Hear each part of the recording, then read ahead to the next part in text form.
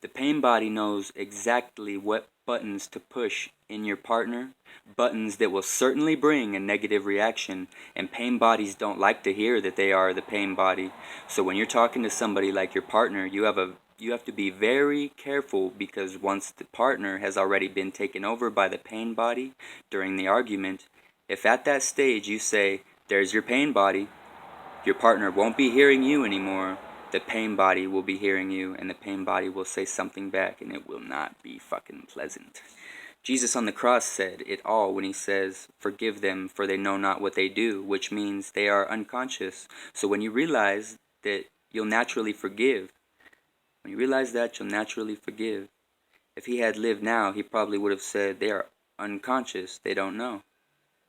There is only one perpetrator of evil on the planet, human unconsciousness. That realization is true forgiveness. With forgiveness, your victim identity completely dissolves, and your true power emerges, the power of presence. In Hindu teachings, and sometimes in Buddhism also, this transformation of human consciousness is called enlightenment. In teachings of Jesus, it is salvation. The good news is that you can free yourself from your mind. The good news is, if you can recognize illusion as illusion, it dissolves.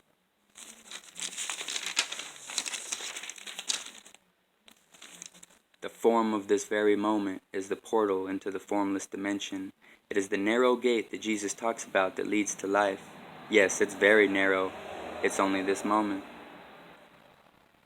When who you think you are dissolves, you connect with a vast power, which is the essence of your very being. Jesus called it eternal life, the dimension of formless within yourself, that which is beyond death. Jesus called it eternal life, a sense of oneness or unity with other human beings, and the entire universe develops. When the bounds of time and space are thus transcended, the experiencer may feel as though he were traveling to a previously unknown realm.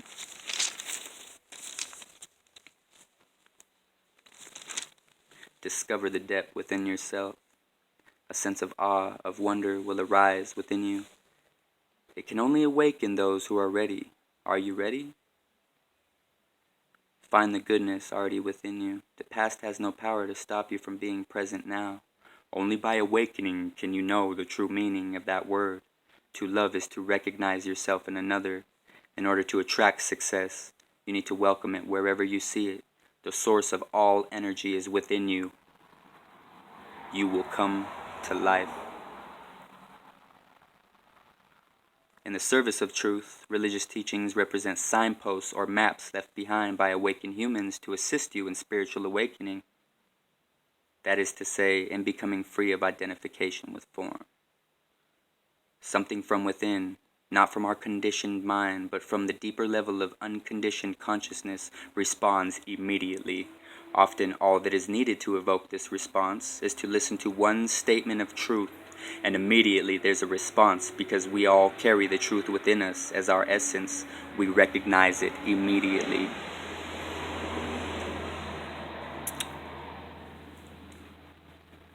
Every belief is an obstacle. Many religious people equate truth with thought, and as they are completely identified with thought, their mind, they claim to be in sole possession of the truth in an unconscious attempt to protect their identity. Being right is identification with a mental position. For you to be right, of course, you need someone else to be wrong. And so the ego loves to make wrong in order to be right.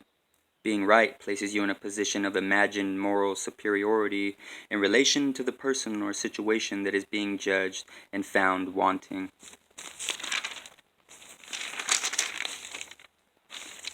All religions are equally false and equally true, depending on how you use them. If you believe only your religion is the truth, you are using it in the service of the ego. Once you have conceptualized